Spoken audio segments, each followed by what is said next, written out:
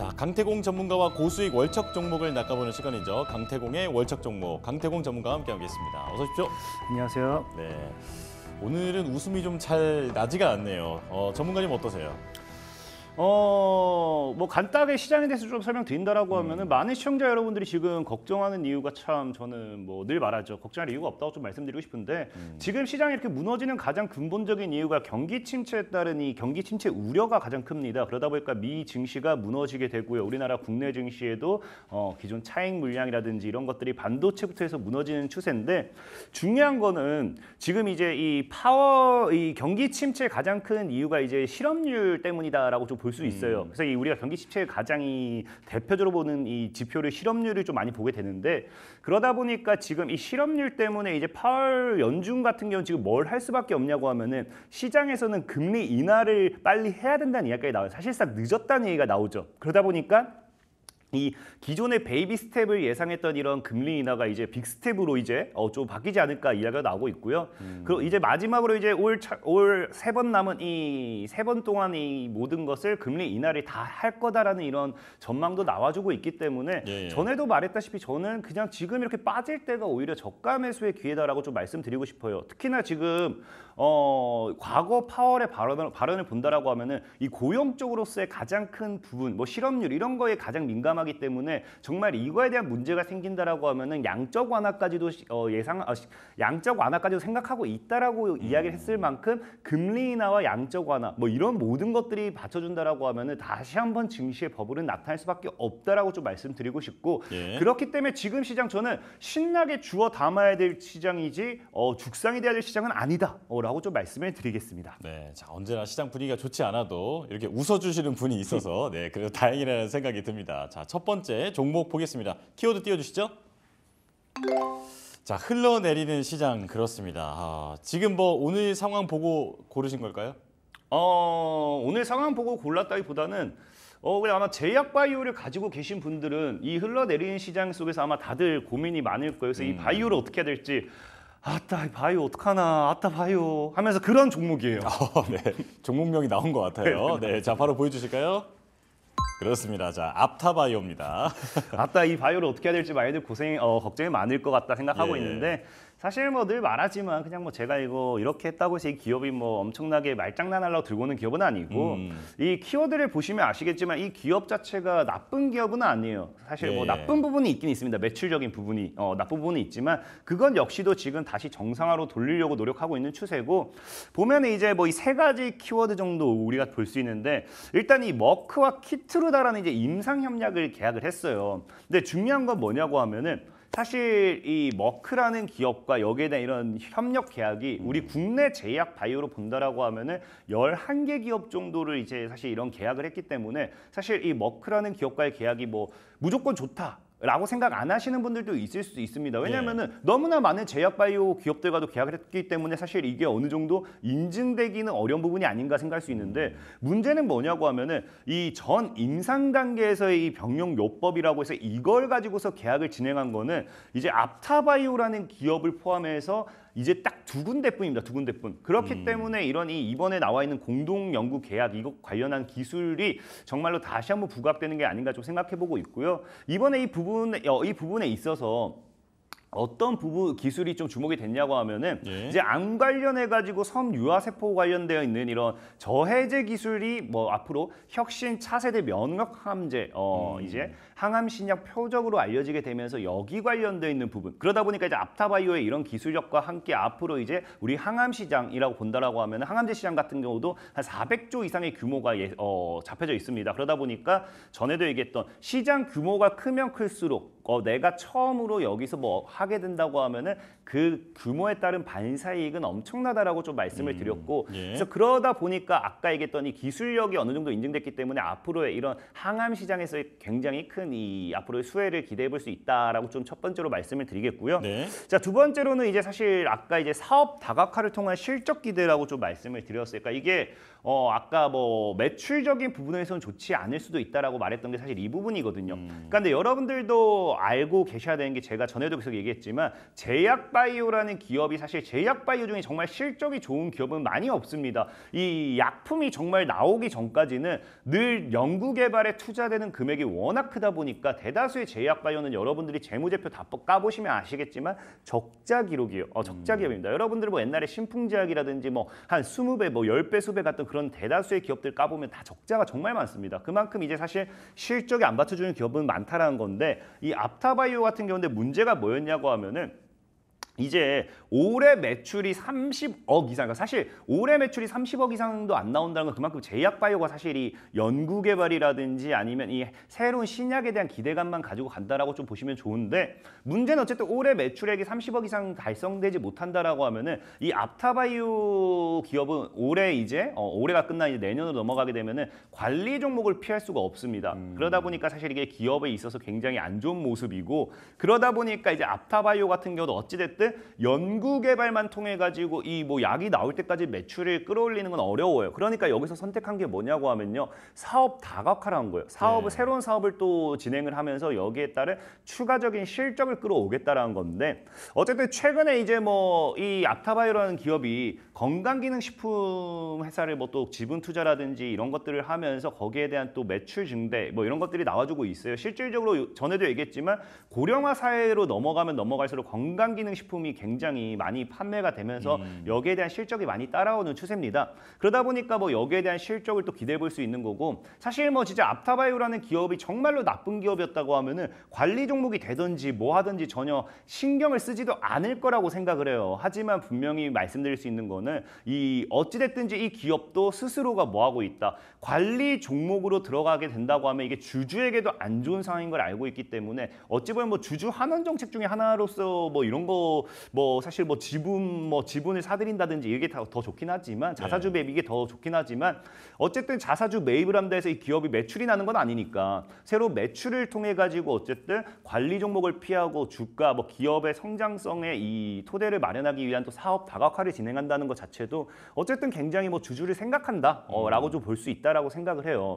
자 그리고 이제 제일 마지막으로 이제 하락 추세를 돌파하고 상방이 나와준지에 이제 주목을 해보자라고 좀 말씀을 드리는데 이거는 이제 차트를 보고 이제 설명을 좀 봐야 됩니다.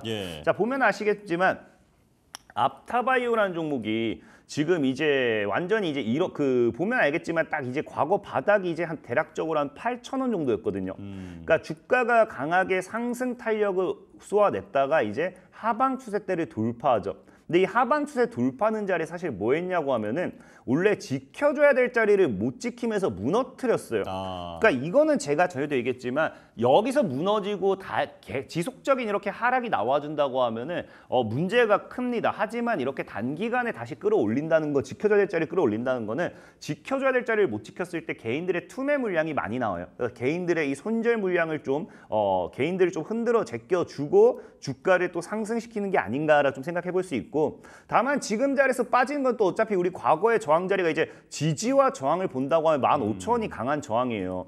그래서 저항 맞고 무너지는 만큼 추가적인 하방으로서 아래로 입을 잘 열어 놓으신다고 하면은 저는 분명히 다시 여기서 먹을 구간 주고 끌어올릴 확률이 높지 않나 좀 생각을 해보고 있습니다. 그래서 지금 apta바이오 같은 경우도 지금 만약에 매매 전략을 취한다고 하면은 저는 1,300원 아래로 사실은 뭐 정말 저는 마음 같아서 10,000원 아래로 사세요 하고 싶은데 아마 이제 오늘 이렇게 흔들어 제끼고 우리 늘 그랬어요. 이게 참 재밌는 게 뉴욕 증시가 한 3% 급등 나온다.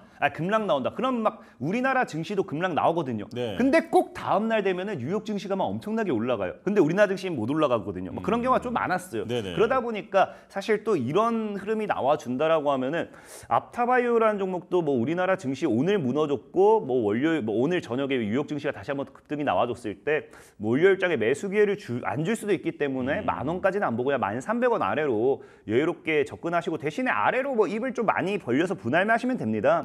그래서 1,300원 이하로 매수를 진행해 보시고요. 목표 가격은 개인적으로 20,000원 정도 일단 뭐 박스권의 상단이 20,000원 정도까지 보시고 손절 가격은 지금 이 제가 아까 꺼드린 하단 7,500원 정도대를 크게 이탈하지 않는다라고 하면은 들고 가셔도 괜찮겠다 말씀을 드리겠습니다. 네, 자 미국의 빅파마죠. 머크와 키트루다 임상 협력을 계약했다. 그리고 이제 그 기술적으로 봤을 때는 하락 추세를 돌파하고 상방 여력이 남아 있다 이렇게 말씀해 주셨는데요. 앞타바이오 먼저 만나봤고요. 자, 두 번째 종목 보겠습니다. 키보드 띄워주시죠.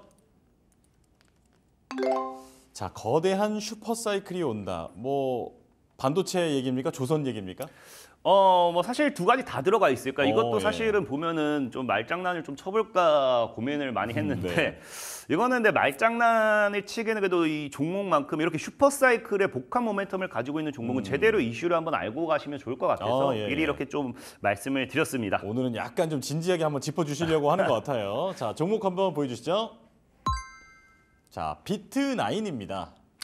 네, 비트9이라는 종목이고요. 아까 뭐 앞서 말씀드린 것처럼 이제 뒤에 키워드를 보면 설명드리겠지만 네네. 진짜 지금 굉장히 기대되는 게 조선 업종의 이 강한 슈퍼사이클도 기대가 되고 이제 여기 방금 말한 반도체 AI의 이 슈퍼사이클도 기대가 되는 이 상황 속에서 비트9이라는 기업은 두 가지의 복합 모멘텀을 다 들고 가고 있기 때문에 한번 특히나 차트를 나중에 소개시켜드릴 차트를 네. 보셔도 이 종목은 그냥 사놓고 있어도 나쁘지 않다라고 좀 말씀드리고 싶을 만큼 한번 눈여겨보시면 좋을 것 같다. 좀 말씀을 드리겠습니다. 네, 역시 이 종목도 오늘 좀 약세를 보이고 있는데 자, 내용 띄워주실까요?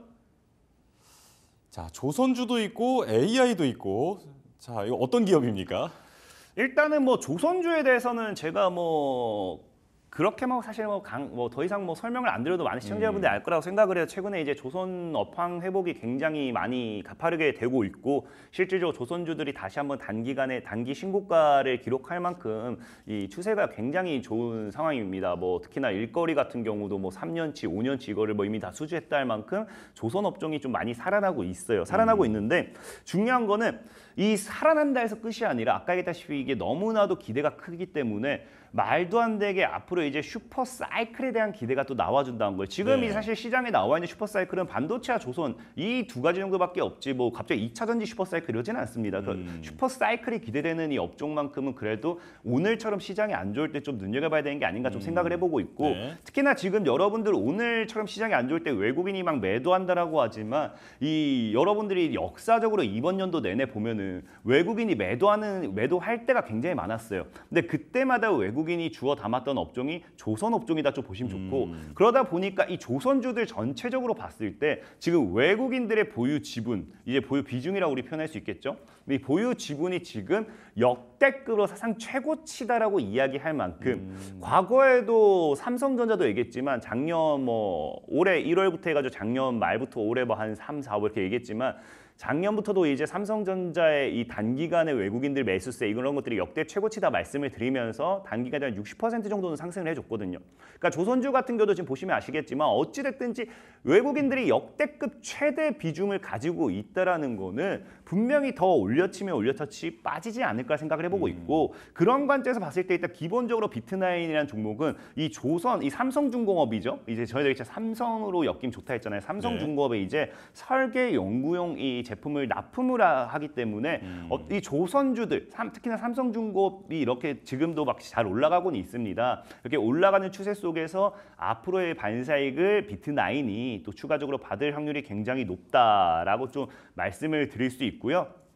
자, 그리고 두 번째로는 이 생성형 AI 사업에 이제 본격적으로 진출을 하게 되었습니다. 그래서 여러분들 이제 아젠스 SQL 젠이라고 해가지고 이 AI 솔루션이에요. 요거를 이제 출시하게 되는데 이것이 바로 생성형 AI 산업입니다. 근데 여러분들 아셔야 되는 게 이 최근에 막 그 AI가 실질적인 뭐 수익이 발생하지 않는다라고 하면서 뭐 MS 마이크로소프트라든지 막 이렇게 막 그 지속적인 이런 아마존이라든지 이런 이 그 AI 관련되어 있는 기업 투자했던 기업들이 낙폭을 좀 나타낸 적이 있어요. 예. 그러다 보니까 AI에 대한 이런 의심을 많이 한 분들이 있는데 엔비디아 같은 경우도 뭐라고 이야기하느냐?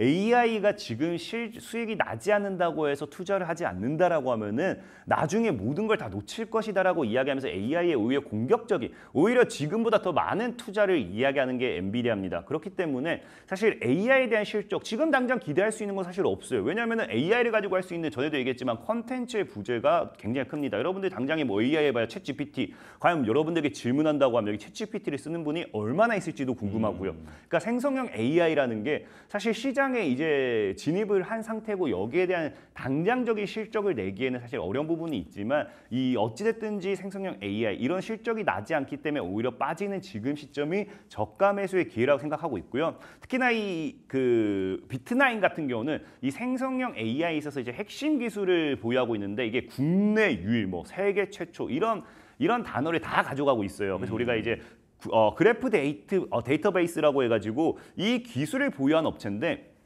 그러니까 업계상에선 전 세계 최초일 겁니다. 전 세계 최초로 이제 관계형 데이터베이스와 이 그래프 데이터베이스를 함께 묶어놓은 이 하이브리드 그래프 데이터베이스를 개발했고요. 이것이 이제 앞으로 AI라든지 이제 뭐 빅데이터라든지 뭐 메타버스라든지 뭐 블록체인 이 4차 산업에 있어서 앞으로 이제 핵심 기술이기 때문에 여기에 대한 부분이 지금 뭐 아마존, 구글, 메타, 그다음에 마이크로소프트, 인텔, 삼성 등 이런 대기업으로 인해 가지고 지금 서비스를 이미 공급하고 있습니다. 네. 그렇기 때문에 여기에 대한 부분이 앞으로 실적이 더 증가하면 증가해야 되지 절대적으로 이 기업이 지금 이렇게 죽어야 될 기업은 아니라 생각하고 있고요.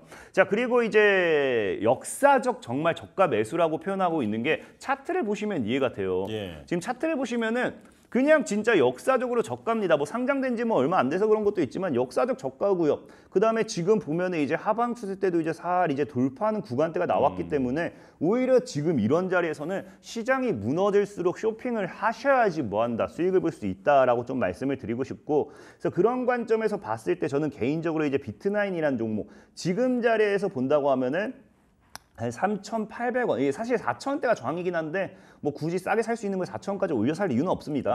3,800원 아래서 그냥 여유롭게 분할매 포지션을 좀 접근해 보시면 좋을 것 같고요.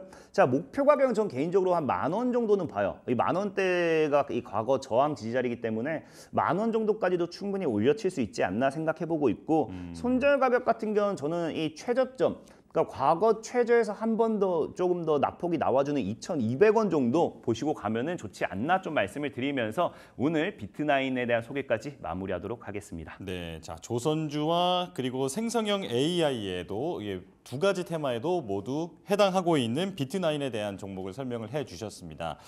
자, 오늘 분위기가 좋지 않았는데 그래도 전문가님께서 좀 밝게 진행을 해주셔서 분위기가 조금은 살아나는 것 같아요. 자, 이제 여기서 인사드릴 텐데요. 주말 잘 보내시고요. 네. 또 다음 주에 잘 뵙겠습니다. 자, 강태공 전문가와 함께했습니다. 고맙습니다. 감사합니다.